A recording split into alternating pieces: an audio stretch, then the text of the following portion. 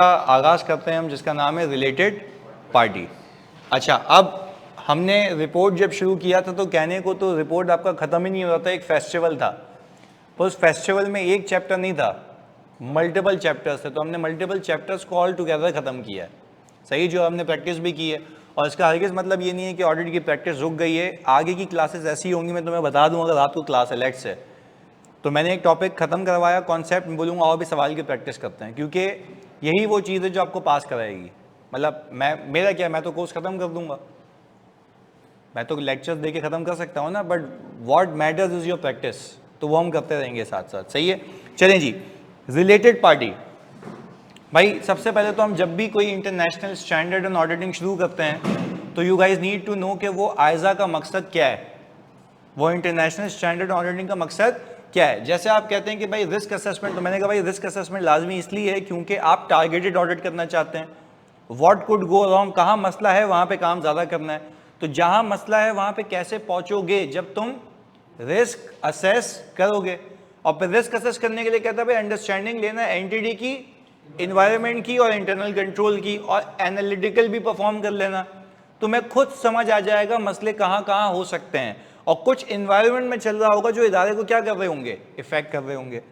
तो मैंने कहा भाई चलो वो तो समझ आता है, तो ये रिलेटेड पार्टी क्या है, रिलेटेड पार्टी क्या है, तो पहले बेसिक जबान में तुम्हें समझाता हूं, फिर ये समझाऊंगा कि रिलेटेड पार्टी क्या है, तो मैं उसकी ऑडिट में सिग्निफिकेंस क्या है। अच्छा, रिलेटेड पार्टी का मतलब यह है इदारे से एफिलिएटेड कोई पार्टी, सिंपल जबान में समझा रहा हूं। रिलेटेड पार्टी का मतलब यह है इदारे से एफिलिएटेड कोई पार्टी। तो हम यहां पे लिख देते हैं सिंपल जबान में कि रिलेटेड पार्टी का मतलब यह है कंपनी से, हाँ भाई, कंपनी से एफिलिएटेड कोई पार्टी, ऐसा ही है। हमने एक सिंपल एक जबान में लिख दिया भाई कंपनी से एफिलिएटेड कोई पार्टी का मतलब क्या है, रिलेटेड पार्टी, ये इसकी सिंपल जबान में डेफिनेशन है। मैं आज के बाद आपसे चलते फिरते पूछूं मुझे बताओ भाई रिलेटेड पार्टी क्या, तो क्या बोलोगे, कंपनी से एफिलिएटेड कोई पार्टी। अब इसको आगे लेके चलते हैं। मैंने कहा सर जब आप ये बात कर रहे हैं कंपनी से एफिलिएटेड कोई पार्टी, तो ये पार्टी कोई बंदा भी हो सकता है और ये पार्टी कोई कंपनी भी हो सकती है। हाँ भाई, हमने कहा कोई बंदा भी हो सकता है और कोई कंपनी भी हो सकती है। सर मतलब आप मुझे बताना, इदारे से मुंसलिक कोई एक इंडिविजुअल भी हो सकता है ना, और इदारे से मुंसलिक कोई कंपनी भी हो सकती है। तो पहले तो हमने सीधी जबान में समझ लिया व्हाट इज रिलेटेड पार्टी। जल्दी मुझे बताओ रिलेटेड पार्टी का मतलब क्या है, इदारे से एफिलिएटेड कोई पार्टी, रिलेटेड टू एंटिटी। ये बात समझ आती है, बेसिक बात। मैंने कहा कि सर इसको अब ना, ये तो बेसिक बात के अलावा ना आप ये समझाएं कि हमारे accounting standards not auditing standards, मैं क्या कह रहा हूं, अकाउंटिंग स्टैंडर्ड्स। अकाउंटिंग स्टैंडर्ड्स मतलब IS 24, जो के बाद ही किसकी करता है, रिलेटेड पार्टी, प्लस आपका कंपनीज एक्ट, आपका कंपनीज एक्ट। ये दो चीजें आपको बताती हैं कि कब कोई बंदा या कब कोई कंपनी आपकी रिलेटेड पार्टी कहलाएगी। मैं to keep it very clear, मैं आज आपको बता रहा हूं, आज की क्लास में अभी तक मैं ये नहीं बता रहा कि रिलेटेड पार्टी की ऑडिट में सिग्निफिकेंस क्या है, मैं पहले ये समझा रहा हूं कि रिलेटेड पार्टी होती क्या है। फिर यहां से एक कड़ी निकालूंगा और जोड़ूंगा उसको वहां पर, मैं कहूंगा कि रिलेटेड पार्टी को बीइंग एन ऑडिटर मुझे समझना क्यों लाजमी है। तो मैं पहले वो करवा लेता तो ये हमेशा ग्रे एरिया रहता। तो अभी हम क्या सीख रहे हैं कि रिलेटेड पार्टी होती क्या है, और फिर ये सीखेंगे कि ऑडिट में मुसीबत क्यों है, हम क्यों पढ़ रहे हैं ऑडिट के अंदर, जबकि ये रिलेटेड पार्टी होती कौन है, ये कौन बताता है, IS और कंपनीज एक्ट। तो अभी इस चीज पे फुल स्टॉप है कि RP का स्टैंडर्ड ऑडिट में क्यों है, तो वो सिग्निफिकेंस मैं बताऊंगा उसकी, पर पहले ये समझ लेते हैं कि रिलेटेड पार्टी होती क्या है। सिंपल जबान में बताओ क्या होती है, कंपनी से एफिलिएटेड कोई party, it can be individual और it can be a company. मैंने बोला भाई यार ये तो सीधी जबान में बता दिया सर आपने, आप ये बताएं बाय प्रिंसिपल मुझे ये कब पता लगेगा कि कोई एंटिटी रिलेटेड पार्टी है। मैंने कहा भाई आप IS-24 खोल के देख लें, IS-24 खोल के देख लें। मैंने कहा चलें सर भाई IS-24 खोलेंगे, उसमें क्या लिखा हुआ है वो बताएगा भाई कब कोई बंदा या कोई कंपनी आपकी कौन होती है, रिलेटेड पार्टी, रिलेटेड पार्टी। मैंने पहला पेज खोला, अब बहुत सुकून से समझना, जब पहला पेज खोला मैंने तो मैंने कहा एक बंदा या उसका कोई क्लोज फैमिली मेंबर, एक बंदा या उसका कोई क्लोज फैमिली मेंबर इदारे का रिलेटेड पार्टी कब होगा, जब इन तीनों में से कोई चीज हो जो मैं बता रहा हूं। पहले यहां पे नहीं देखता, हमसे समझते हैं। मैंने कहा एक XYZ एंटिटी है, सही जी, हम यहां पे बनाते हैं। मैंने कहा एक XYZ एंटिटी है, ये बना दी मैंने एंटिटी, सही जी, ये आ गई हमारी एंटिटी।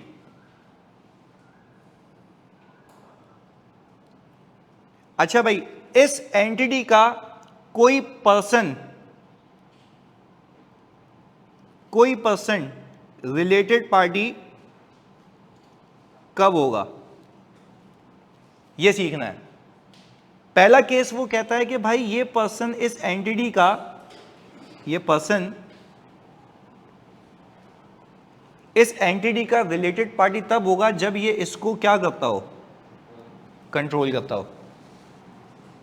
ये क्या बात हुई यार, इतना कॉम्प्लेक्स है, ये तुम्हारी सोच है और मैं इसको तुम्हें बिल्कुल बेसिक करके बताऊंगा। मैंने कहा इतना कॉम्प्लेक्स है, ये कंट्रोल करता हो। मैंने कहा भाई कंट्रोल कब आता है, जिसने FAR 1 पढ़ी हुई है और जो FAR 2 का स्टूडेंट नहीं है और जिसने कंसोलिडेशन नहीं की हुई, तो उसको यहां बताऊंगा मैं। मैंने कहा किसी भी इदारे को आप कंट्रोल कब करते हो, जब आप उसके 50% प्लस शेयर्स ले लो। तो अगर कोई भी फैसला होगा तो ये अकेला बंदा ले सकता है। यानी भाई मुझे बताओ ना, कोई भी डिसीजन लेना है कि ये करना है नहीं करना, कंपनी खरीदनी है नहीं करनी, प्लांट लाना नहीं लाना, क्या ये किसी से पूछेगा? नहीं, क्यों नहीं पूछेगा? आप बोलेंगे कंट्रोल करता है क्योंकि ये, तो वो बोलता ये है कि भाई एक बंदा किसी इदारे का रिलेटेड पार्टी तब कहलाएगा जब वो बंदा इस इदारे को कंट्रोल करे या इसी बंदे का क्लोज फैमिली मेंबर, जैसे कि इसकी वाइफ, इसके बच्चे, क्लोज फैमिली मेंबर। तो मैंने कहा भाई अगर ये एंटिटी है, ये यूनिलीवर है समझो, तो इसका एक मालिक है, ओनर है, एक बंदा है, वो एक इंडिविजुअल है। क्या वो बंदा इसका रिलेटेड पार्टी है? हाँ या नहीं? कैसे कंट्रोल करता है? तो मैंने आपको पीछे बेसिक डेफिनेशन क्या सिखाई थी, रिलेटेड पार्टी कौन होता है, वो बंदा या वो इदारा जो इदारे से रिलेटेड हो, मैंने कहा ये तो बेसिक डेफिनेशन बताई। मैंने कहा बाय बुक वो रिलेटेड पार्टी कब बनेगा, जब उसने कहा कि वो बंदा इस इदारे को क्या करे, कंट्रोल करे। और कंट्रोल कब आता है? जब 50% प्लस आप ओनरशिप रखें, ऐसा है। यानी भाई मैंने कहा आज की क्लास में हम सीख क्या रहे हैं, रिलेटेड पार्टी का इंटरनेशनल स्टैंडर्ड्स ऑन ऑडिटिंग, ऐसा सीख रहे हैं। मैंने कहा ये बाद में बताऊंगा कि रिलेटेड पार्टी की सिग्निफिकेंस ऑडिट में क्या है, कि हम क्यों यहां पे ऑडिट में करते हैं। पहले ये समझ लो आरपी होती क्या है, पहले ये समझ लो रिलेटेड पार्टी होती क्या है, पहले ये सीख रहे हैं। फिर मैंने कहा भाई सिंपल जबान में मैंने बताया कि एक कंपनी आपकी रिलेटेड पार्टी या किसी बंदे की रिलेटेड पार्टी कब होगी, जब वो बंदा इस कंपनी को कंट्रोल करता हो। तो वो बंदा इस इदारे से मुंसलिक है, वो बंदा इस कंपनी का क्या है, रिलेटेड पार्टी। सब्जेक्ट टू वो इस इदारे को क्या करता हो, कंट्रोल। यहां तक क्लियर है? चलें, मैंने कहा मैं किसी कंपनी में 60% शेयर रखता हूं, मैं कौन हूं उस कंपनी का, ओनर तो हूं बट रिलेटेड पार्टी हूं। यहां तक क्लियर है? अभी तक ये नहीं सीखा कि what is the significance of RP in audit, वो भी सिखाता हूं तो कहानी से कहानी मिलाऊंगा। यहां तक क्लैरिटी है? चले, या इसी का कोई क्लोज फैमिली मेंबर हुआ, वो भी क्या होगा, रिलेटेड पार्टी। किसका रिलेटेड पार्टी? कंपनी का। अच्छा, फिर मैंने कहा दूसरी एग्जांपल दें सर। मैंने कहा अगर यही बंदा, प्लीज सुनना, यही बंदा 50% शेयर नहीं रखता, लेट से 20% प्लस रखता है, तो इसमें हम कहते हैं इसका आ गया सिग्निफिकेंट इन्फ्लुएंस, इसमें क्या आ गया? सिग्निफिकेंट। तो अगर ये सिग्निफिकेंट इन्फ्लुएंस रखता है तब भी ये रिलेटेड पार्टी है, क्योंकि हो सकता है कि ये ऐसी कंपनी हो जिसका कोई एक 50% का मालिक ना हो, तो ये 20-10-20 करके लोग मिलकर डिसीजन ले सकते हैं। तो ये क्या कर रहा है? इसको सिग्निफिकेंट इन्फ्लुएंस कर रहा है, कंट्रोल नहीं कर रहा। कंट्रोल हो तो कहानी खत्म। ये क्या कर रहा है? Significant influence. और मैं सिग्निफिकेंट इन्फ्लुएंस का मतलब बता रहा हूं कि सिग्निफिकेंटली इन्फ्लुएंस ऐसे कर सकता है कि भाई 2-3 लोग मिलकर एक हो जाए, तो 20% मायने रखती है ना। अब मैं बोलूं उसके पास 1% है तो नहीं है ये रिलेटेड पार्टी। हमने पूछा स्टैंडर्ड से सिग्निफिकेंट इन्फ्लुएंस कब आता है? उसने बोला सिग्निफिकेंट इन्फ्लुएंस तब आता है जब आपकी ओनरशिप 20% से ज्यादा हो। तो मैंने कहा कंट्रोल कब आता है? तब तो पूछने की नीड ही नहीं है भाई, आधा आधा होता है तो मसला होता है ना। 20% पे उसने कहा सिग्निफिकेंट इन्फ्लुएंस है। अच्छा, मैंने कहा सिग्निफिकेंट इन्फ्लुएंस के अलावा इस बंदे की जो ये कंपनी है, इस बंदे की जो ये कंपनी है, ये सॉर्ट ऑफ बन चुकी है एसोसिएट। इसको दूसरी जबान में हम एसोसिएट कहते हैं। और ये मैं इतना बेसिक से इसलिए जा रहा हूं क्योंकि कुछ बच्चे ऐसे हैं जिन्होंने FAR 2 में भी ये किया हुआ नहीं है। क्लैरिटी है? 1 मिनट रुकिएगा बस। हेलो मम्मा, वो उन्होंने ले लिया होगा, मैंने उनको नंबर दे दिया था बाहर। मैं क्लास में हूँ अभी। सही है, ओके। अच्छा जी, पहले बताओ ये दो बातें क्लियर हैं? अच्छा, अब मैं आपको बोलूँ एक सवाल आ जाए और मैं आपको कहूँ कि एक बंदा है इस कंपनी में 50% से जायद शेयर रखता है, तो वो बंदा और ये कंपनी क्या हो गए? Related party. Very good. दूसरा, एक बंदा है इस कंपनी में 25% शेयर रखता है, वो बंदा और ये कंपनी क्या हो गए? Related party. क्योंकि मैंने डेफिनेशन कहाँ से शुरू की थी? रिलेटेड पार्टी वो है जो कंपनी से रिलेटेड है, चाहे वो बंदा हो या कंपनी हो, चाहे वो बंदा हो या उसका कोई क्लोज फैमिली मेंबर हो। कंपनी का तो क्लोज फैमिली मेंबर नहीं हो सकता ना, तो बंदों का हो सकता है ना। ये बात समझ आ रही है? आगे सुनते हैं। मैं कहा चलें भाई ये भी बात समझ आ गई। फिर मैंने कहा अगर इस इदारे का इस एंटिटी का कोई ऐसा बंदा है जो ऐसी पोजीशन के ऊपर है जिसको हम कहते हैं की मैनेजमेंट पर्सनल। क्या कहते हैं? अच्छा, यहां पे लिखते हैं, हमने कहा की मैनेजमेंट पर्सनल।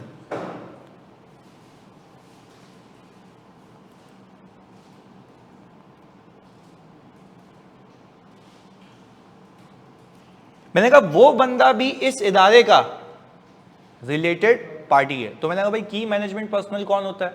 हमने कहा वो बंदा जो किसी भी डिपार्टमेंट का हेड हो, वो बंदा जो किसी भी डिपार्टमेंट का हेड हो, वो उस इदारे का क्या कहलाएगा? की मैनेजमेंट पर्सनल। पर वो की मैनेजमेंट पर्सनल जो है वो इस इदारे का रिलेटेड पार्टी बन जाएगा, वो इस इदारे का रिलेटेड पार्टी बन जाएगा। अच्छा, अब अभी तक मैंने जो थोड़ी सी बातें कही हैं उसमें कुछ चीजें ऐड कर रहा हूं। भाई हमने ये स्टैंडर्ड कहाँ से शुरू किया? हमने बोला आज की क्लास में हम करेंगे भाई international standards on auditing of related party. मैंने कहा भाई रिलेटेड पार्टी ऑडिट में क्यों पढ़ रहे हैं ये बाद में सिखाऊंगा, पहले ये सीख लो रिलेटेड पार्टी होती क्या है। अच्छा भाई, मैंने ये कहा कि रिलेटेड पार्टी होती क्या है, सिंपल जबान में समझाया, वो बंदा या वो एंटिटी जो एंटिटी से, इदारे से मुंसलिक हो, रिलेटेड हो। मैंने कहा XYZ कंपनी है, इसका एक बंदा भी रिलेटेड पार्टी हो सकता है और एक इदारा भी रिलेटेड पार्टी हो सकता है, सब्जेक्ट टू के कंट्रोल करे, वो तो बात की बात है। पर मैंने कहा भाई कोई भी ऐसा बंदा या कोई भी इदारा इस कंपनी का रिलेटेड हो तो वो रिलेटेड पार्टी कहलाएगा। इस कंपनी से रिलेटेड हो वो क्या कहलाएगा? मैंने कहा क्या ये आप डिसाइड करेंगे कि ये रिलेटेड पार्टी है या नहीं है, या आपको अकाउंटिंग स्टैंडर्ड्स बताएंगे या कंपनीज एक्ट बताएगा? हमने अकाउंटिंग स्टैंडर्ड्स खोल लिए और अकाउंटिंग स्टैंडर्ड्स में IAS 24 खोला। IAS 24 मुझे कहता है कि मैं आपको बताऊंगा भाई कि इस इदारे का कौन सा बंदा रिलेटेड पार्टी होगा, कौन सा बंदा रिलेटेड पार्टी होगा। अच्छा, इस पूरी डिस्कशन में क्या मैंने तुम्हें यह कहा कि मैं ऑडिट में सिग्निफिकेंस बता रहा हूं? नहीं, मैंने ये नहीं कहा कि मैं ऑडिट क्यों इसमें देख रहा हूं, ये नहीं बता रहा। मैं सिर्फ ये सिखा रहा हूं कि रिलेटेड पार्टी होती क्या है। मैंने कहा अगर एक बंदा इस कंपनी को कंट्रोल कर रहा है तो वो बंदा और ये इदारा आपस में क्या है? वेरी गुड, रिलेटेड पार्टी है। दूसरी एग्जांपल सुनो, मैंने कहा अगर एक बंदा इस कंपनी को सिग्निफिकेंटली इन्फ्लुएंस कर रहा है, क्या ये बंदा और ये इदारा आपस में रिलेटेड पार्टी है? बिल्कुल है। मैंने कहा तीसरा केस, एक बंदा इस कंपनी का की मैनेजमेंट पर्सनल है, चीफ ऑपरेटिंग ऑफिसर है जो पूरे ऑपरेशंस देखता है, क्या वो बंदा इस इदारे का रिलेटेड पार्टी है? अच्छा, एक नॉर्मल पीएन है, क्या वो रिलेटेड पार्टी है? नहीं। तो सर वो इदारे से मुंसलिक है तो सही, आप क्यों मना कर रहे हैं भाई? उसने पोजीशन नहीं है, की मैनेजमेंट पर्सनल नहीं है। अच्छा, फिर मैं आपको इसके बेसिस ऑफ कंक्लूजन बताता हूं, मैं आपको इसके बेसिस ऑफ कंक्लूजन बताता हूं कि क्यों वो कह रहा है कि ये लोग रिलेटेड पार्टी होंगे। इसलिए क्योंकि इदारे से बीच, प्लीज ये बात फोकस होकर सुनना, इसलिए क्योंकि इदारे के बीच में और इस रिलेटेड पार्टी के बीच में जितनी भी ट्रांजैक्शंस होंगी वो आपने फाइनेंशियल्स में डिस्क्लोज करनी है, वो आपने फाइनेंशियल्स में, क्योंकि ऐसा नहीं हो कि एक की मैनेजमेंट पर्सनल इतना खतरनाक तरीके से इन पे दबाव डाले कि उसकी ख्वाहिशात पूरी करने के लिए कंपनी का पैसा उसके मफाद में यूज हो। तो इसलिए कहा गया इन पे नजर रखनी है। इन पे क्या रखनी है? नजर रखनी है। ये लोग कंपनी के कौन है? Related party. ये लोग कंपनी के कौन है? Related party. सर ये वो कंपनीज एक्ट वाला है कॉन्सेप्ट? नहीं नहीं नहीं नहीं भाई भाई please please please, companies act वाला नहीं है। मैंने अभी आपको क्या कहा, मैं क्या सिखा रहा हूं? IS 24 वाला। IS 24 कहता है, IS 24 कहता है कि भाई मैं आपको बताऊंगा कि ये रिलेटेड पार्टी कौन कौन होती है। तो मैंने कहा भाई रिलेटेड पार्टी जल्दी बताओ कौन होती है, या तो पर्सन या तो कंपनी। अभी हम क्या सीख रहे हैं? पर्सन। मैंने कहा कोई बंदा अगर इस कंपनी को कंट्रोल कर रहा है तो वो कंपनी का मालिक तो है, बट साथ साथ इसका क्या है? Related party. दूसरा, कोई बंदा इस कंपनी को सिग्निफिकेंटली इन्फ्लुएंस कर रहा है तो वो बंदा स्टिल इस कंपनी का मालिक है, पर इसका क्या है? Related party. कोई बंदा इस कंपनी का की मैनेजमेंट पर्सनल है, ऐसी पोजीशन पे जो डिसीजंस को इन्फ्लुएंस कर सकता है, तो वो भी इस कंपनी का क्या है? Related party. भाई क्यों मुसीबत आई रिलेटेड पार्टी के लिए? भाई इसलिए क्योंकि इनके साथ ट्रांजैक्शंस में गेम हो सकती है।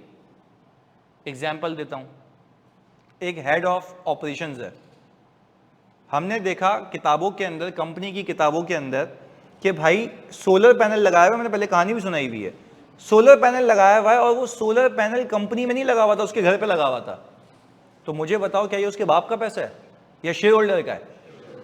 तो क्या कंपनी ऐसे ही किसी पीएन को सोलर पैनल देगी या ऐसे बंदे को जो इन्फ्लुएंस करता है? इन्फ्लुएंस करता है। तो वो कहता है इस पर तो नजर रखो भाई। तो इन लोगों को बना दिया रिलेटेड पार्टी, जो इदारे से रिलेटेड है। पर क्या हर बंदा जो इदारे से रिलेटेड है रिलेटेड पार्टी है, या वो जो IS 24 में? IS 24 में जल्दी से बताओ। Any person who controls the entity is a related party. Any person who has significant influence over the entity, related party. Any person who is a key management person of the entity, related party. And any person related to that close family member, वो भी related party है। क्योंकि ऐसा भी तो हो सकता है आपने उसको नहीं दिया, उसके क्लोज फैमिली मेंबर को चिपका दिया, बात तो एक ही है। ये नहीं आई बात समझ? भाई डायरेक्टर के बेटे के घर पे लगा दिया, ओ भाई वो भी तो रिलेटेड पार्टी तभी बनाया कि आप यहां पे गेम नहीं करें। तो वो बंदा और उसके क्लोज फैमिली मेंबर्स। पहले बताओ ये बात समझ आती है? ये बेसिक बात हो गई। अच्छा जी, एक दो सवाल देखते हैं। 20+ वाला एसोसिएट भी होगा? बिल्कुल एसोसिएट तो है ना। अच्छा भाई समील माशाल्लाह सवाल आया, सर की मैनेजमेंट पर्सनल में सिर्फ दो staff with governance CEO CFO आते हैं। मैंने अभी आपको क्या कहा? किसी भी डिपार्टमेंट का हेड। तो क्या CFO होता है वो, या कोई और भी हो सकता है? तो if you are not listening to me carefully तो भाई फिर सवाल बेकार है। कहने का मकसद क्या, सुनो फोकस के साथ। की मैनेजमेंट पर्सनल वो बंदा जो किसी भी डिपार्टमेंट का हेड है, सिंपल। हाँ डिपेंडेंट्स आते हैं, सही है महक, डिपेंडेंट्स आते हैं। भाई उन्होंने पूछा अच्छा सवाल से क्लोज फैमिली मेंबर्स कौन होते हैं? जो आपके डिपेंडेंट्स होंगे, ऐसा ही है। तो वो आ गए आपके क्लोज फैमिली मेंबर में। अच्छा ये वैसे एक बात बताऊं, ये IS 24 आपके कोर्स का पार्ट नहीं है, पर इनडायरेक्टली है।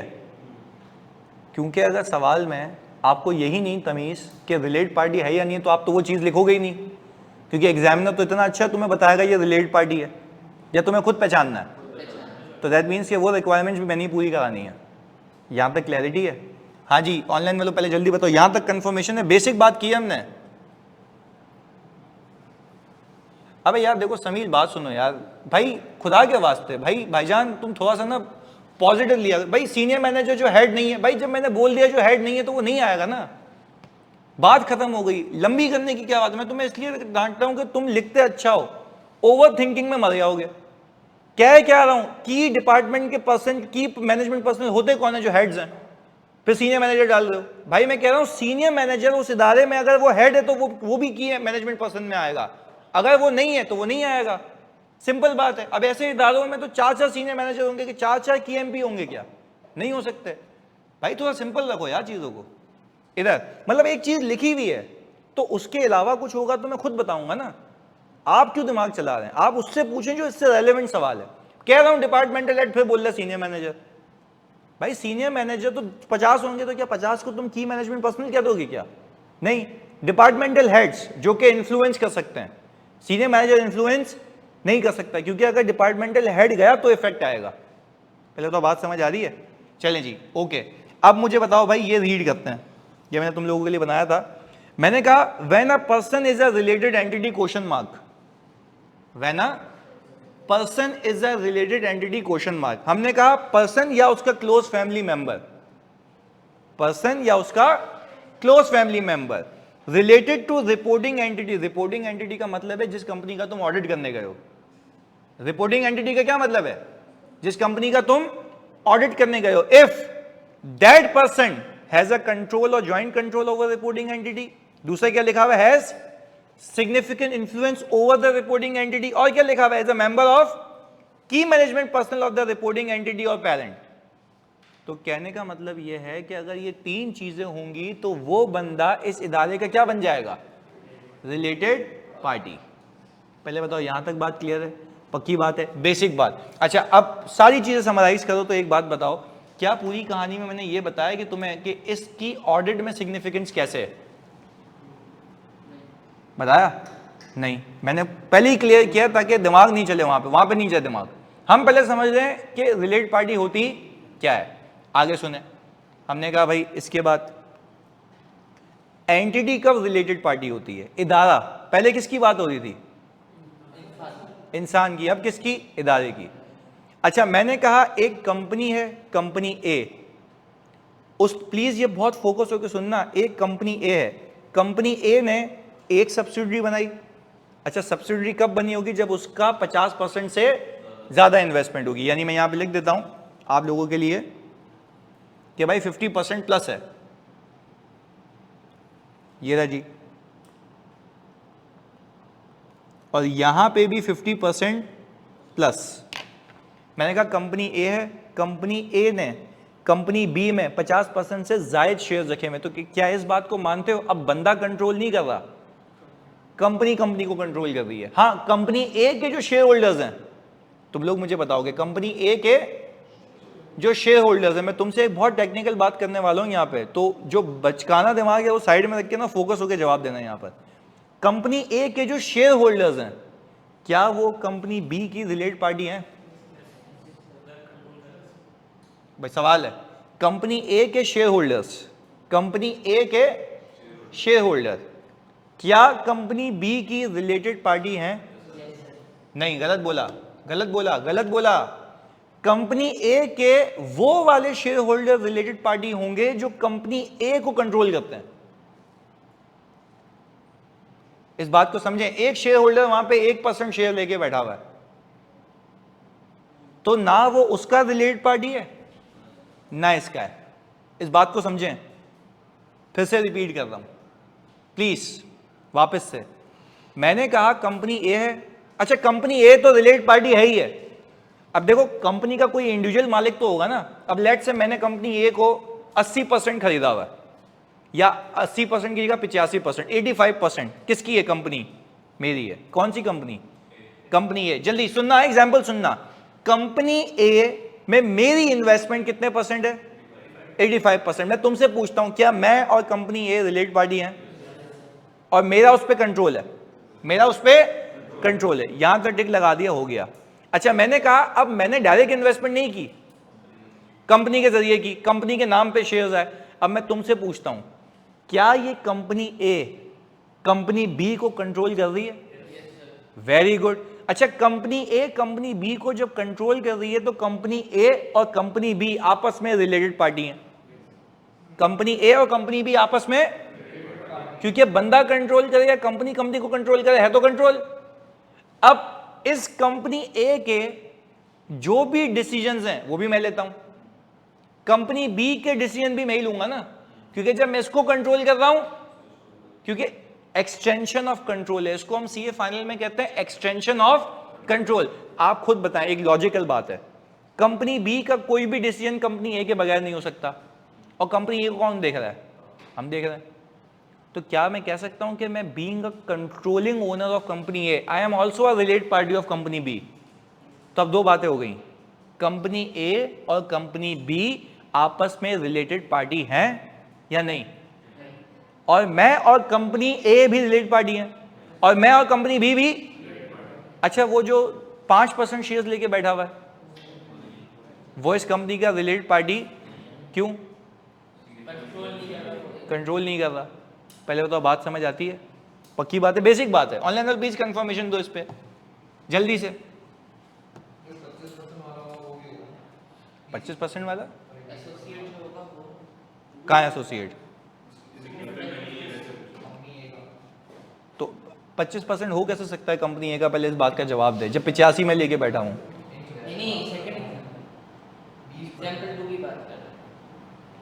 अबे भाई, अभी एग्जाम्पल क्या चल रही है? ये वाली एग्जाम्पल 2 में तुम बात ही गलत कह रहे हो ना मेरी जान, पहले इस पे तो रहो। मैं डांटता सिर्फ इस वजह से हूं कि भटक जाते हो भाई। क्या मतलब, कौन सी दुनिया में चले जाते हो इधर? मैं बता, ये वाली एग्जाम्पल और पीछे वाली खत्म हो गई ना। 25% है, उस पर सवाल ही नहीं बनता। मैंने यहाँ पे क्यों मैंने परसेंटेज चेंज करवाई? क्योंकि तुम 20 पे भी बोलते, ये भी तो हो गए। मैंने जानबूझ के 85 रखी है।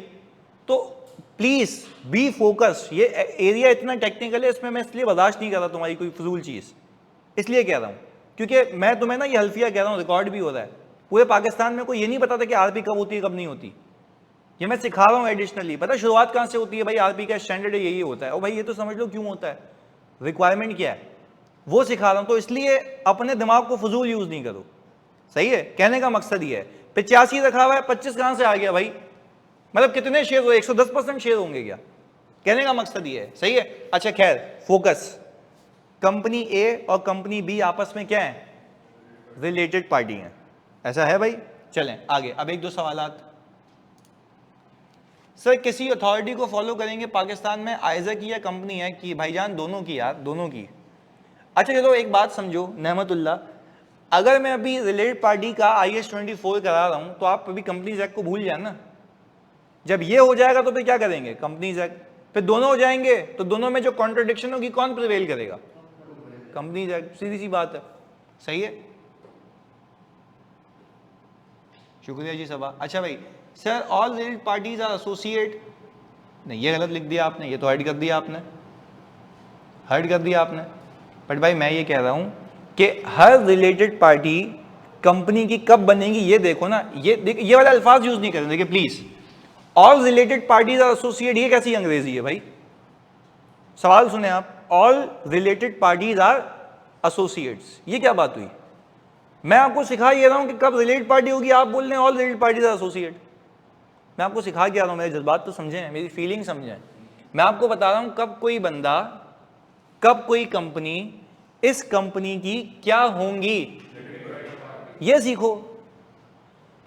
एक बंदा जो इस कंपनी में 25% शेयर्स ओन करता है तो वो भी इसका एसोसिएट है, वो इसका एसोसिएट है, क्योंकि वो कंट्रोल कर रहा है सिग्निफिकेंट इन्फ्लुएंस।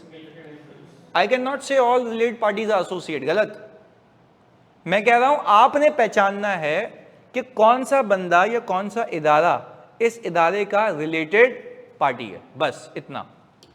इसके आगे की अंग्रेजी हमें गलत नहीं करनी।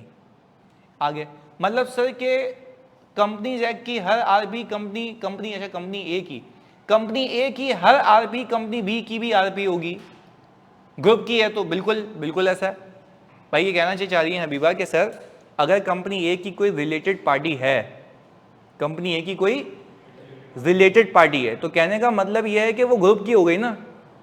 कहने का मतलब वो क्या हो गई? ग्रुप की हो गई।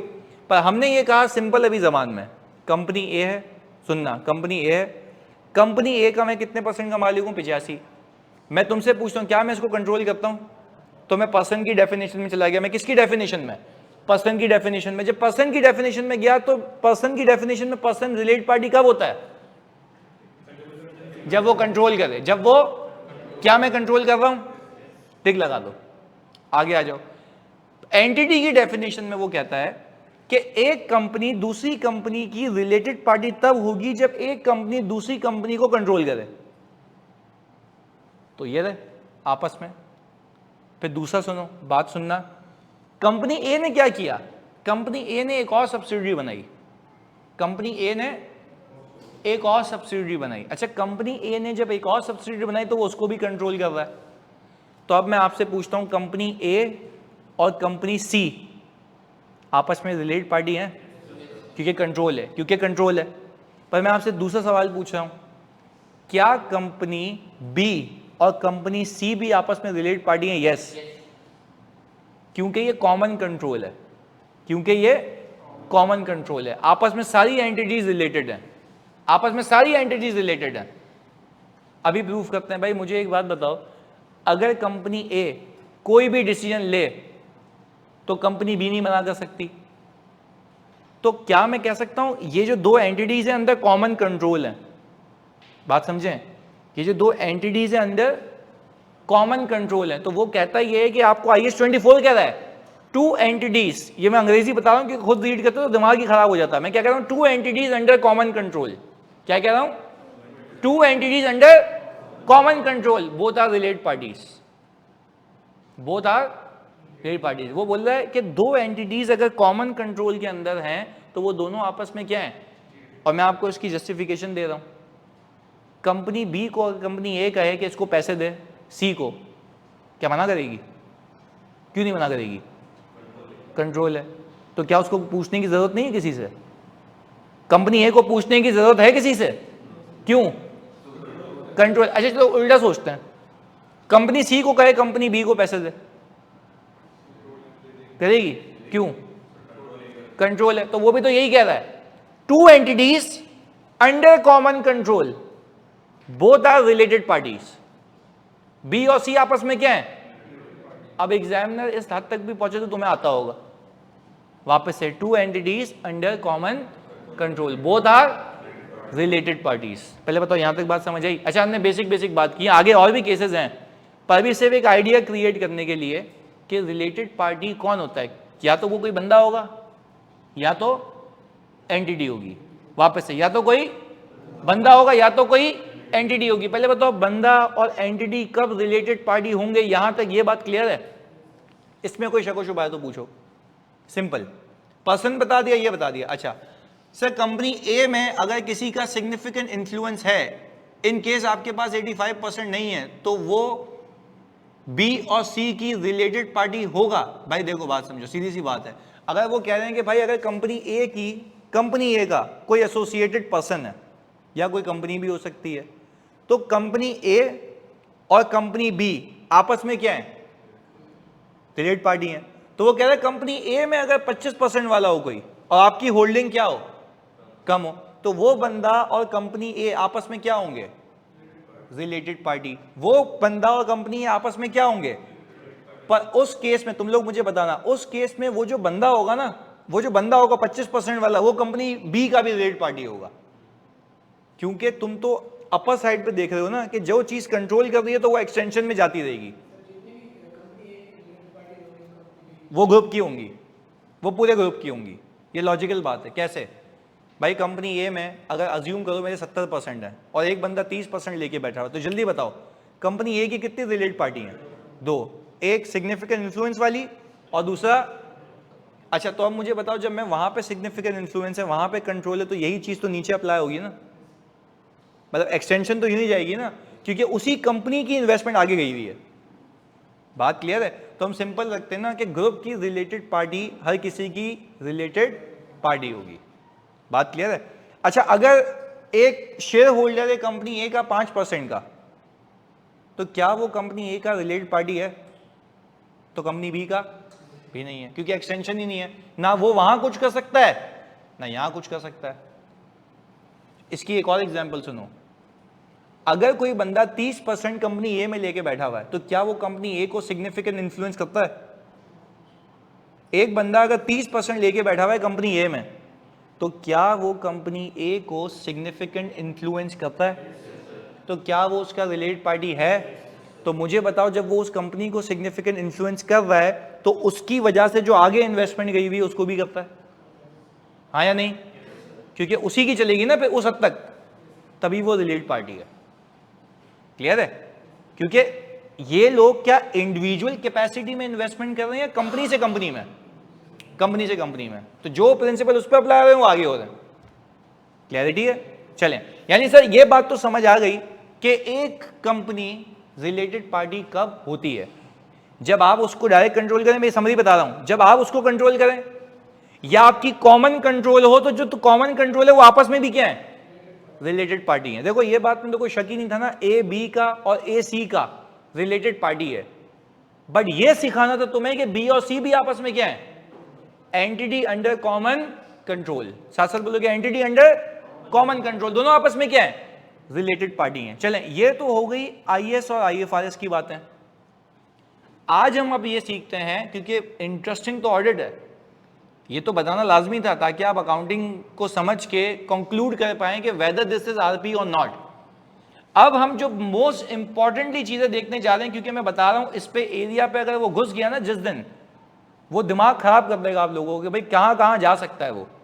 अब हम क्या सीखते हैं कि रिलेटेड पार्टी की सिग्निफिकेंस ऑडिट में क्यों है। बात क्लियर है? अच्छा, मैं जब ये पूछता हूं कि why we need to focus on related party while doing audit, तो मैंने यहां पे लिखा हुआ है क्योंकि ये बड़े कॉम्प्लेक्स स्ट्रक्चर के जरिए ऑपरेट होते हैं। और ये बात अगर मैं पहले करता ना तो तुम लोगों को पल्ले नहीं पड़ती।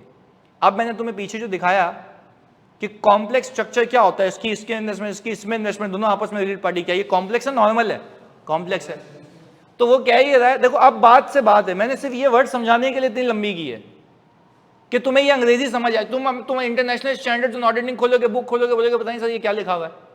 पर पहले बताओ, do you know the fact कि related parties operates through a complex structure, हाँ या नहीं?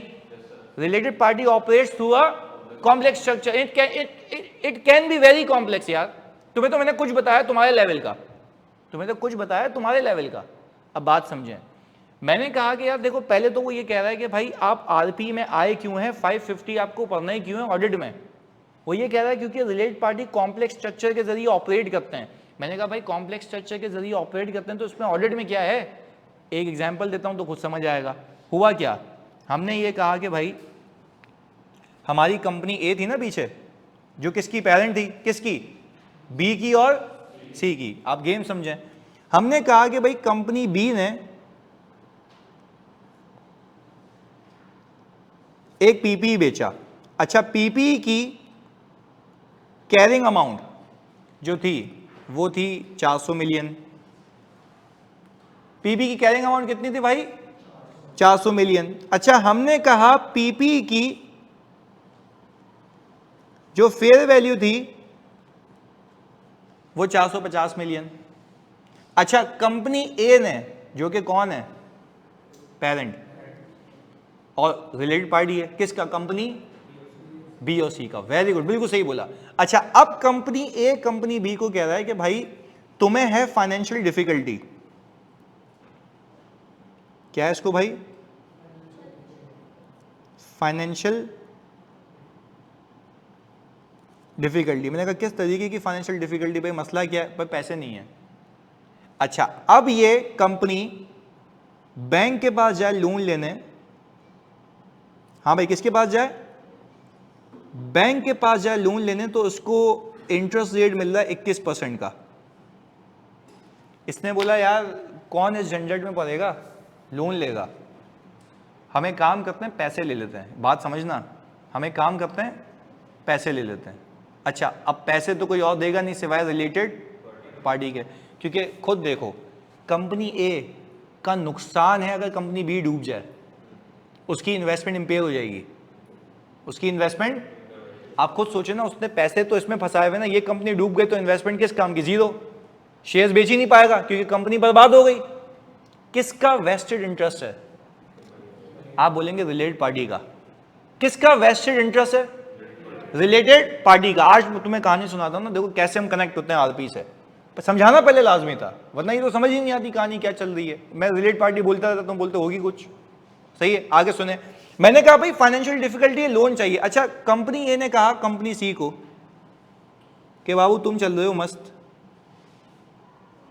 कंपनी सी को कहा कि भाई तुम एक काम करो, इससे ये पीपी परचेज करो। पीपी क्या करो भाई? परचेज करो। अच्छा, कंपनी सी कह रही है ओके सर बिल्कुल। ये क्यों जी हजूरी कर रही है? नहीं, रिलेटेड पार्टी नहीं है, कंट्रोल है, इसका बाप भी कुछ नहीं कर सकता, कंट्रोल है। अच्छा, तो ये क्यों मजबूर है कंपनी सी से बी से खरीदने के? Related party support. एक ही मंजन है, असल में पता है मकसद क्या है? एक ही एंटिटी है जिसके दोनों वेंचर्स हैं, तो जो भी है सब यही करेंगे आपस में, तभी तो रिस्क ज्यादा है। बातों बातों में बोला, तभी तो रिस्क ज्यादा है। अब ऑडिट पे लेके आ रहा हूं, आहिस्ता आहिस्ता स्विच हो रहे हैं ऑडिट पे, तभी तो रिस्क ज्यादा है। अच्छा, कंपनी सी को कहा कि भाईजान आप इसको खरीद लें 800 मिलियन में। अच्छा, यहाँ का सीएफओ चिल्ला रहा है, सर प्लीज ये क्या कर रहे हैं हमारे साथ, क्यों ऐसा कर रहे हैं, बर्बाद हो जाएंगे हम। एक सस्ती चीज महंगी खरीदते हैं जो कि नीड भी नहीं है। मैंने कहा भाई जो मैं कह रहा हूँ वो करो, क्यों ऐसा बदमबाजी क्यों है? कंट्रोल है, सीधी सी बात है तो है। अच्छा भाई, इसने बोला सर बिल्कुल खरीदते हैं। अच्छा, हुआ क्या? हुआ ये कि कंपनी जो ये हमारी बी है, उसने एक एंट्री बनाई, कैश डेबिट 800 मिलियन से, ऐसा ही है। पीपी क्रेडिट कितने से भाई? गेन कितने से भाई? 400 मिलियन। ओहो बेहतरीन, सुने भाई, इस गेन से पीएनएल ऊपर, इस गेन से ईपीएस ऊपर, इसके साथ कैश पॉजिटिव हो गया। भाईजान वेरी गुड यार, मतलब ऐसी की तैसी कर दी आपने अकाउंटिंग की, जो चीज लोन के तौर पे दिखानी चाहिए वो गेन में खत्म हो गई। This is how dangerous is related party, this is how dangerous is. आपको बताओ उसमें होना क्या चाहिए था? 350 मिलियन का लोन दिखना चाहिए। नहीं आई बात समझ? 350 मिलियन का लोन क्यों कह रहा हूं भाई? 450 की तो वैल्यू है, चलो वो तो गेन समझ। अच्छा, गेन कितना होना चाहिए? 50 मिलियन। 350 मिलियन का लोन दिखना चाहिए। यानी कहने का मतलब यह है भाईजान कि जब आप रिलेटेड पार्टी की बात करते हैं ना, तो वहां पे सबसे ज्यादा रिस्क है। तो तुम्हारा सवाल का जवाब तुमने मुझसे कैम्प में पूछा था कि वहां पे आप सर रिलेटेड पार्टी का क्यों जिक्र कर रहे थे, जो मैंने कहा था आगे बताऊंगा, आज बता रहा हूं कि related party operates through a very complex structure, और जिसकी रिलेटेड पार्टी बहुत ज्यादा होती है तो वहां पे आपका फोकस ज्यादा होता है। तो it can be possible that you might go for camp, significant auditor attention. ये तो मैं तुम्हें एक एग्जांपल बताऊं, मैंने तो अपनी क्या क्या देखी है। पहले बताओ ये बात समझ आ रही है कि why it is necessary to focus on related party. अच्छा, इन सब्सटेंस क्या ये ट्रांजैक्शन सही है? ये मैनिपुलेशन है? कैसे मैनिपुलेशन है भाई? फेयर वैल्यू से ज्यादा खरीदा, टेक्निकली लोन है। तो क्या हम ये कह सकते हैं अंग्रेजी में कि अकाउंट की फाइनेंशियल स्टेटमेंट्स की प्रेजेंटेशन चेंज हो गई? ये फेयर प्रेजेंटेशन नहीं है मुझे लगता है। आपको क्या लगता है? फेयर प्रेजेंटेशन है नहीं है? फेयर प्रेजेंटेशन क्या होती है लिख के बताओ भाई। फेयर प्रेजेंटेशन क्या होगी लिख के बताओ। फेयर प्रेजेंटेशन क्या होती कि अगर वो गेन दिखाता कितने का? 50 का, बाकी क्या दिखाता? लोन। तो क्या ये फेयर प्रेजेंटेशन होती?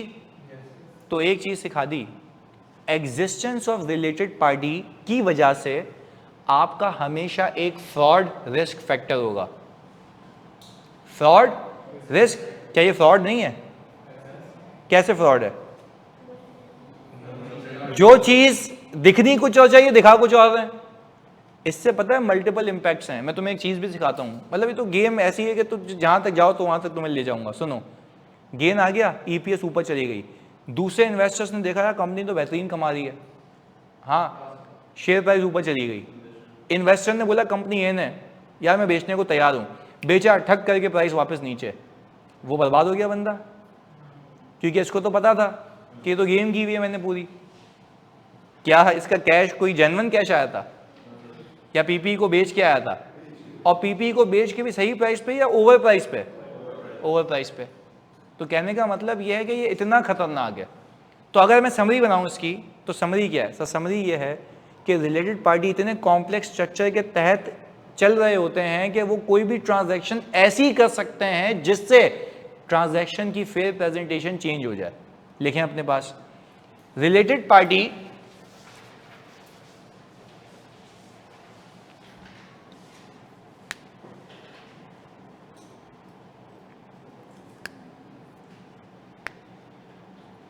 अभी बताते हैं। Related party operates through a complex structure. Related party operates through a complex structure.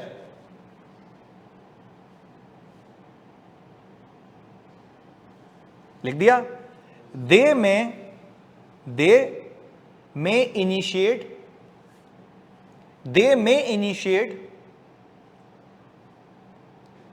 a transaction, they may initiate a transaction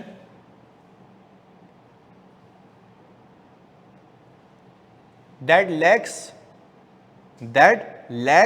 LACK fair presentation and substance, fair presentation and अच्छा, ये मैंने इसलिए लिखवाया क्योंकि एक जेनरिक सवाल करे आपसे एग्जामिनर, आपको बोले कि बताओ भाई रिलेटेड पार्टी को आपको वेरीफाई करने की मुसीबत क्यों है, तो ये उसका जवाब। हाँ भाई, कोई आपसे एक सवाल आता है जेनरिक, अच्छा ये तो फिर आयजा में तो नहीं लिखा हुआ ना, तो तुम्हें मैंने बेसिस बताई है। एग्जामिनर आपसे पूछे why you need to focus on related party, तो ये लिख देना कि related party operates through a complex structure, they may initiate a transaction in a way that may lack commercial substance और फेयर प्रेजेंटेशन। पहले बताओ ये कहानी समझ आती है? पक्की बात है? हाँ जी, क्लियर है? अच्छा, एक दो सवालात। लेकिन इन कंपनी सी में तो इम्पेयरमेंट लॉस होगा, वो भी तो इफेक्ट करेगा भाईजान। यहाँ पे इस वक्त मकसद क्या है? कंपनी बी को बचाना, सी को? बी को बचाना। तो आप कंपनी बी को बचा रहे हैं ना, तो आपको कंपनी सी से कोई गर्ज ही नहीं है, क्योंकि पेरेंट इतना भी पागल नहीं है कि कंपनी सी को देखे दाखे बगैर बोलेगा पैसे दे दो। क्लियर है मुजम्मिल? हाँ जी, हाँ जी कश्यप बिल्कुल सही कह रही है कि सर कंपनी सी लॉसेस में नहीं होंगी, वो कैश रिच कंपनी होगी, प्रॉफिटेबल कंपनी होगी, इसलिए उसको कहा कि तुम दे दो। अच्छा, अगर उसकी हालत भी खस्ता होती तो पेरेंट खुद दे देता। नहीं यही बात समझ? तो वो तो मैनेज कर रहा है ना भाई, उसके जो भी वेंचर्स हैं उसके ही तो हैं, चाहे वो यहाँ से पैसा दे अपनी जेब से दे, बात एक ही है। पहले बताओ बात क्लियर है? ऑनलाइन वालों यहां तक कोई आवश्यकता, जल्दी बताओ भाई।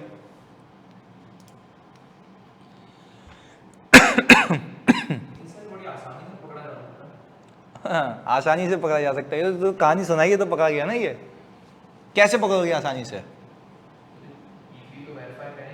कैसे कैसे सवाल ये, मैंने तो प्रोसीजर सिखाया ही नहीं है। तो पीपी को तो देखते हैं, पर पीपी, चलो भाई सुनो, ये कह रहे हैं भाई पीपी को तो देखते हैं, पर पीपी में आपने हजारों पीपी बेचे, इसमें बीच में ये गुम हो जाएगा। अगर मैं कंपनी साइड पे हूं ना, मैं इस पीपी की ट्रांजैक्शन के गेन को ना अलग अलग पीपी में ब्रेक कर दूं, पकड़ता रहे। मतलब चोरी पकड़ने वाले को चोरी करने आती है ना, बात समझ आ रही है? तो मैं जब ऑडिट करने जाता हूं तो मेरे दिमाग में ये चीज़ें चल रही होती हैं। खैर वो सीखेंगे ना, वो अभी दुनिया दूर नहीं है, वो करीब है। पर पहले बताओ ये रिलेटेड पार्टी का कॉन्सेप्ट क्लियर है? अच्छा ये मैंने बात नहीं की अभी सौलिया, सही जी। समीर, अगर एक कंपनी ए का 25% कंट्रोल होता कंपनी बी पर, यार ये फजूल बात नहीं करो, कंपनी ए का 25% कंट्रोल कैसे हो सकता है बी पे? यार फजूल बात कर रहे हो मेरे सामने फिर। अबे भाई कंपनी ए का 25% कंट्रोल कैसे हो सकता है यार? कंट्रोल तो 100% होगा, पर ओनरशिप कितनी होगी? 50%। का सवाल ही फजूल है।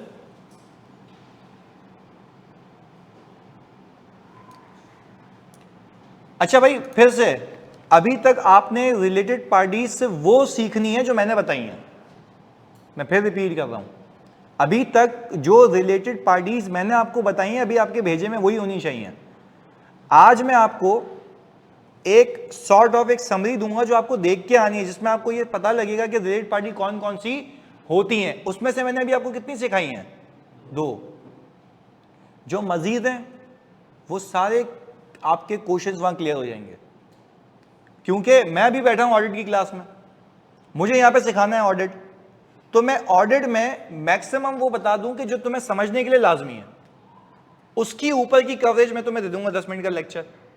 वो 10 मिनट का लेक्चर मैं तुम्हें क्लास खत्म होते ही दूंगा, सुनते हुए जाना घर पे, वो क्लियर हो जाएगा। पर ये सवालात कि भाई ये वो भाई अभी मैंने तुम्हें स्पेशली कहा, या तो तुम सुनते नहीं हो या तो बिजी हो, कुछ ज्यादा ही काम कर रहे हो। कहा क्या मैंने कहा अब तक मैंने तुम्हें सारे केसेस में से कितने बताएं? जब वो खत्म कराया तो मैंने बोला स्पेसिफिकली कि मैंने 2 कराए, आगे भी हैं। तो अच्छा वो तुम खुद बताओ मैंने 2 क्यों कराए सिर्फ वो, ताकि एक आइडिया हो जाए कि रिलेटेड पार्टी होती क्या है। अगर वो नहीं बताता तो ये एग्जाम्पल नहीं समझ आती। तुम खुद अज्यूम करो मैं शुरू यहां से करता, तो तुम बोलते भाई पता नहीं क्या चल रहा है, रिलेटेड पार्टी क्या होती है। भाई पहले मैंने बता दिया आरपी क्या होती है, क्लियर है? चलें तो भाई प्लीज फोकस के साथ। अच्छा भाई सर पेरेंट के एफएस में ये ट्रांजैक्शन डिस्क्लोज करने की रिक्वायरमेंट है। भाईजान देखो बात समझो, ये ट्रांजैक्शन किसके एफएस में रिपोर्ट होगी? बी और सी के, पेरेंट एंटिटी की बुक्स में नहीं होगी। क्यों? ट्रांजैक्शन बी और सी ने की है, वो तो डिस्क्लोज ही नहीं करेगा, उसका तो कुछ लगे ही नहीं। सही है? अच्छा अगर पेरेंट खुद करता है ये हरकत, फिर करता। हसान कह रहे हैं ये अलाउ है कि company C give 350 million interest free loan to company B. अच्छा भाई सुने भाईजान, इधर सुने, यहां पे हसान पूछ रहे हैं सर क्या ये अलाउ है, तो मुझे एक बात बताएंगे आप, ये मैं पंचायत कर क्यों रहा हूं? क्योंकि अलाउ नहीं है। भाईजान आप ऑडिट कर क्यों रहे हैं? क्योंकि ये अलाउ नहीं है। दिखना वो चाहिए जो हुआ है, जो असल है और जो सब्सटेंस है, जो हक है और जो सच है, उसके लिए तुम ऑडिट कर रहे हो, उसके लिए तुम्हें मेहनत करनी है। क्या मैंने तुम्हें यह बताया कि तुम रिलेटेड पार्टी की ट्रांजैक्शन पकड़ोगे कैसे, या सिर्फ ये समझाया अभी कि रिलेटेड पार्टी को समझना क्यों है? क्यों है, कैसे नहीं, क्यों है?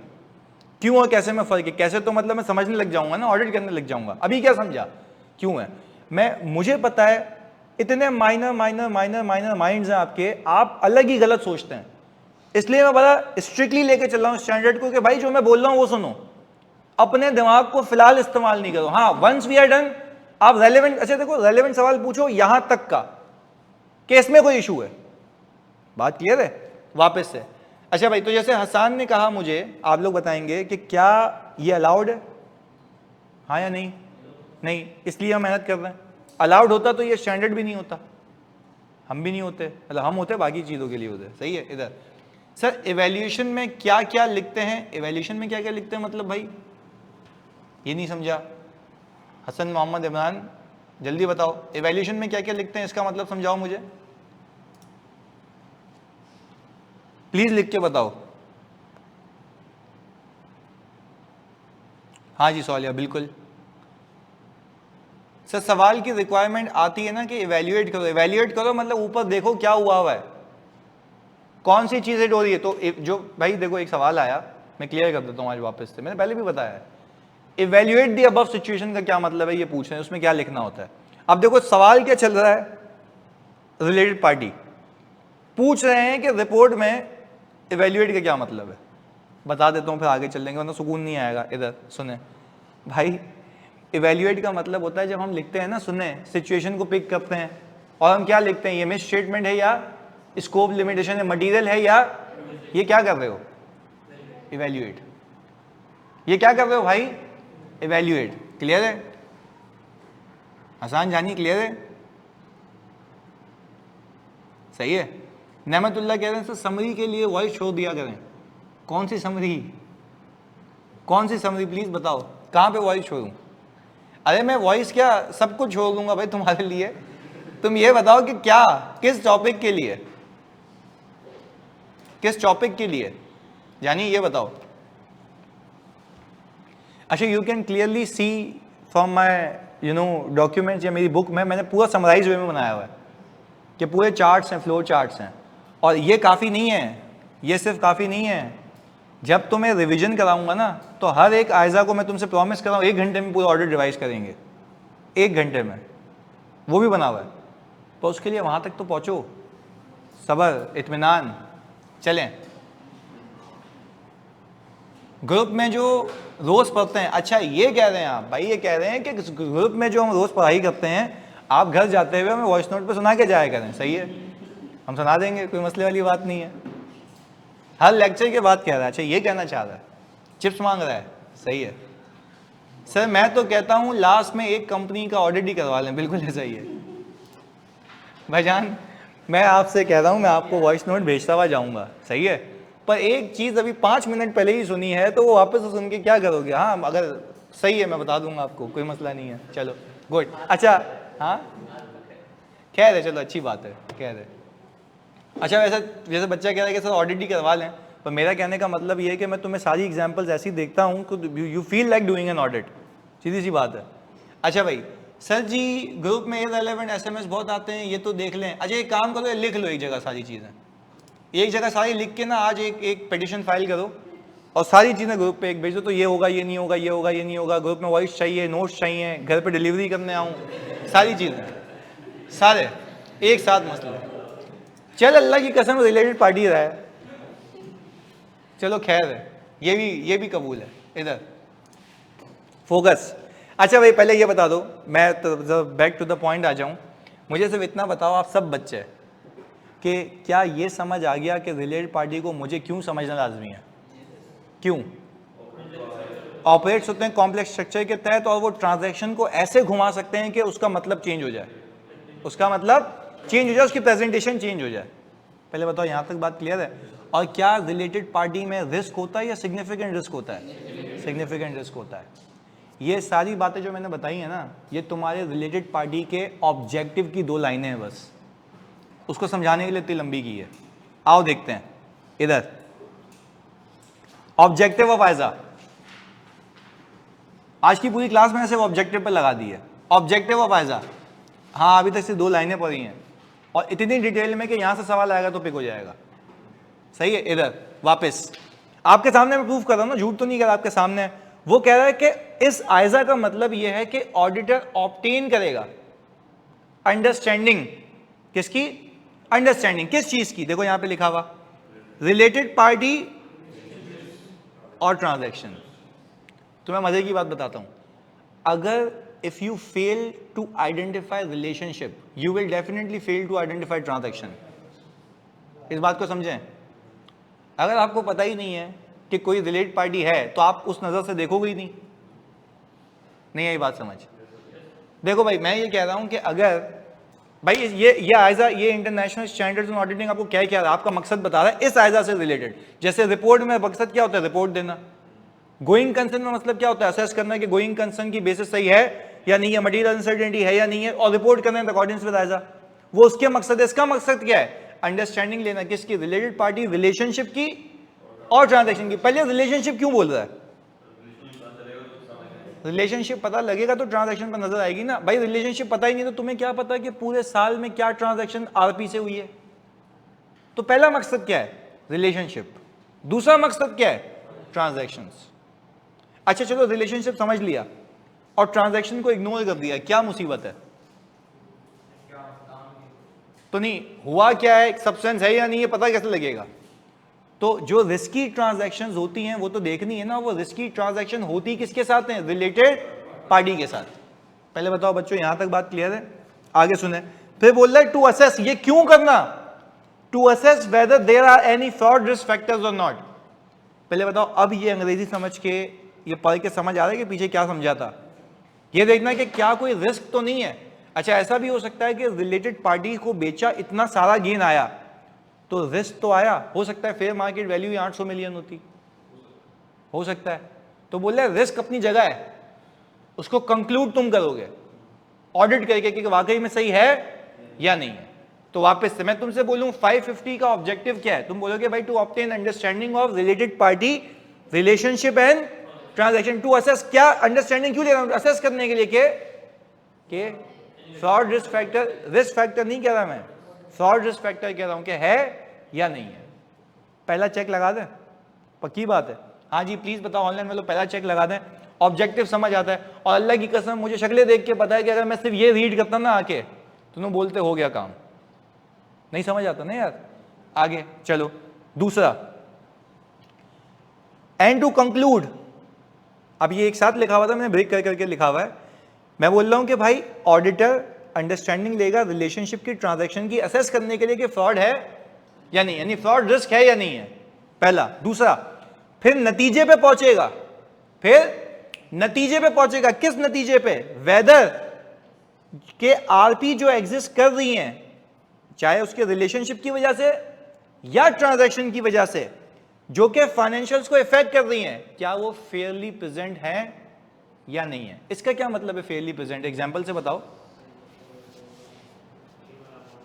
कौन सा वाला अमाउंट, गेन वाला या लोन वाला है, दोनों दोनों। देखो वो क्या रहा है, बोल रहा है ये साइजा का मकसद क्या है, आप ऑडिट करते हुए रिलेशनशिप ऑफ रिलेटेड पार्टी समझें, ट्रांजैक्शन समझें। जितनी भी ट्रांजैक्शन हुई हैं जो फाइनेंशियल्स को इफेक्ट कर रही हैं, जितनी भी ट्रांजैक्शन हुई है जो किसको इफेक्ट कर रही हैं, फाइनेंशियल को इफेक्ट कर रही हैं, उस ट्रांजैक्शंस में देखें कहीं कोई ऐसी ट्रांजैक्शन तो नहीं है जो फेयर प्रेजेंटेशन ऑफ एफएस को इफेक्ट करे, जो फेयर प्रेजेंटेशन ऑफ एफएस को इफेक्ट करे। अब इसको रीड कर लेते हैं।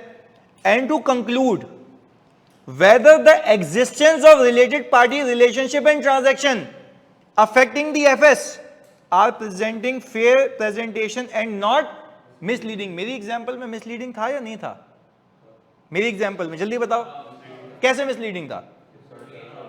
भाई गेन ज्यादा रिकॉर्ड किया हुआ, लोन नहीं रिकॉर्ड किया हुआ, बेवकूफी की हुई है, तो क्या वो जेन्युइनली किया हुआ है जानबूझ के, तो फ्रॉड रिस्क फैक्टर था। पहले बताओ, दो बातें समझ आती हैं, पक्की बात है, जल्दी बताओ ऑनलाइन में लोग, क्लियर है जल्दी से। ये सिर्फ दो मतलब समझाने के लिए कि भाई ये मुसीबत हो क्यों रही है, ये ऐसा आया क्यों है। वेरी गुड यार, आगे सुनो। फिर एक आखिरी चीज कह रहा है, अगर आपका एप्लीकेबल फाइनेंशियल रिपोर्टिंग फ्रेमवर्क, ये रीड नहीं करना, पहले मेरी बातों को सुनो, ये रीड बाद में करेंगे वरना मिस हो जाएगा।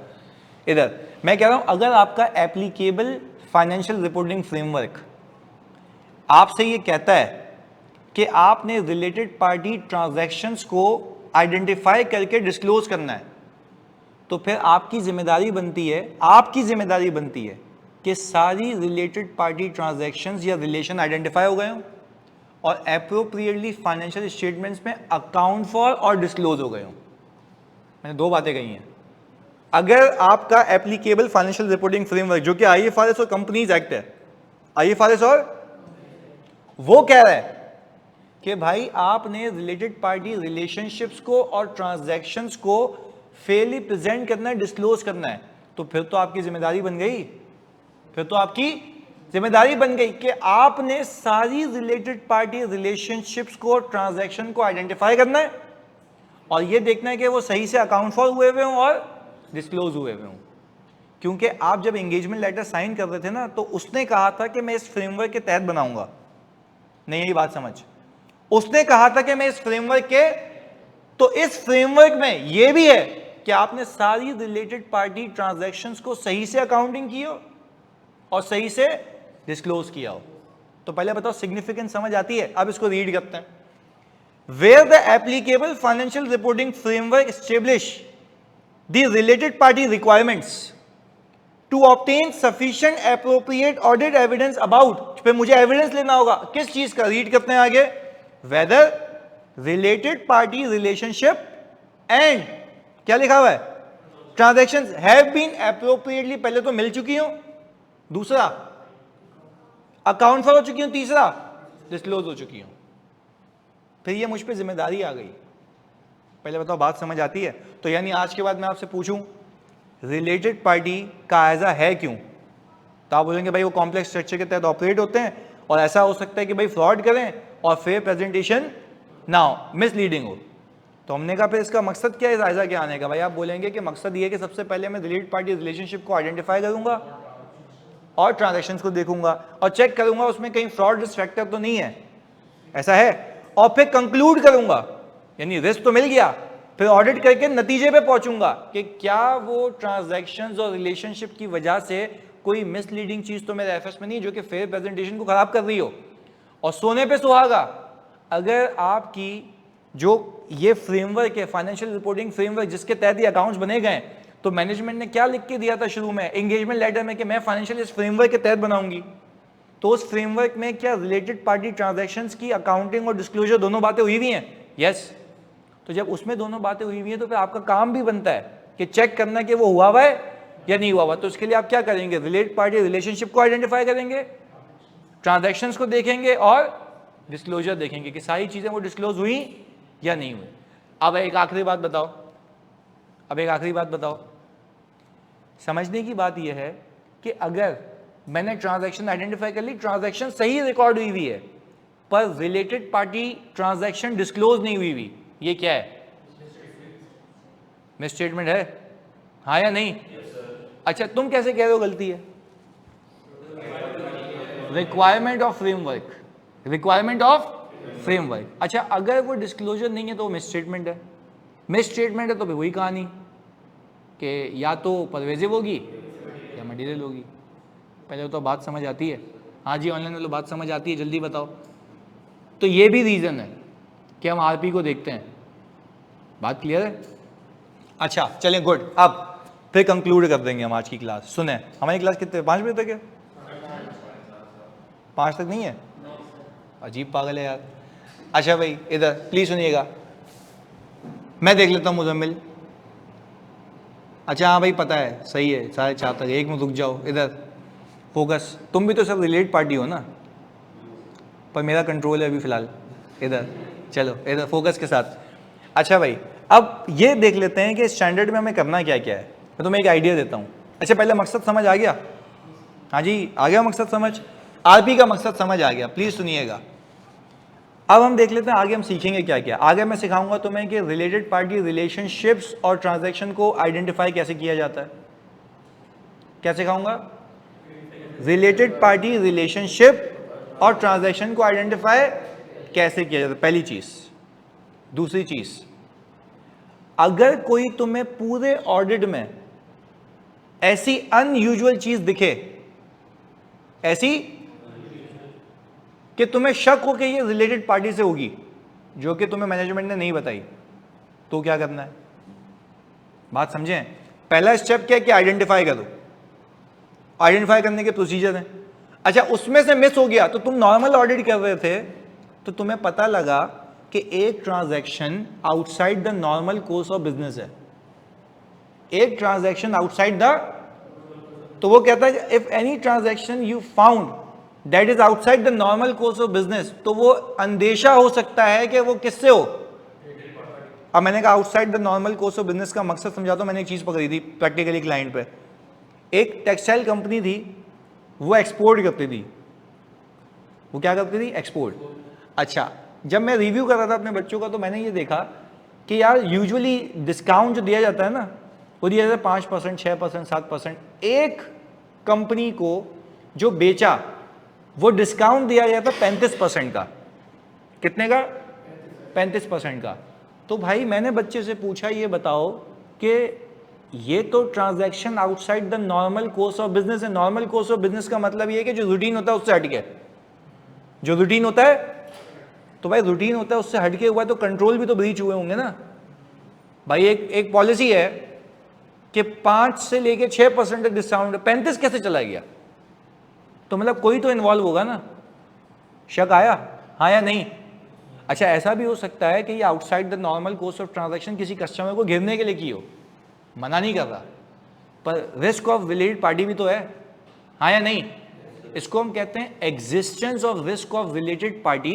क्या कहते हैं? Existence of risk of related party when there is a transaction outside the normal course of business. तो आप जब ऑडिट कर रहे होते हैं ना, तो आपने ऑडिट के दौरान अपना दिमाग खुला रखना होता है और उस सोच के वक्त आपने ये अपने आप के भेजे में फिक्स करना होता है कि यार मैं अवेयर रहूं कोई outside the normal course of business transaction तो नहीं है। अगर outside the normal course of business कोई ट्रांजैक्शन दिखे तो इस बात की अलामत होगी कि रिलेटेड पार्टी है या हो सकती है या हो सकती है, हो सकती है। Risk of existence of related party है। तो उसके आगे क्या करना है वो बाद में सीखेंगे। बात क्लियर है? तो इसको हम यहाँ तक रखते हैं, बाकी लेके चलेंगे अगली क्लास में। चलो जी, अल्लाह हाफ़िज़।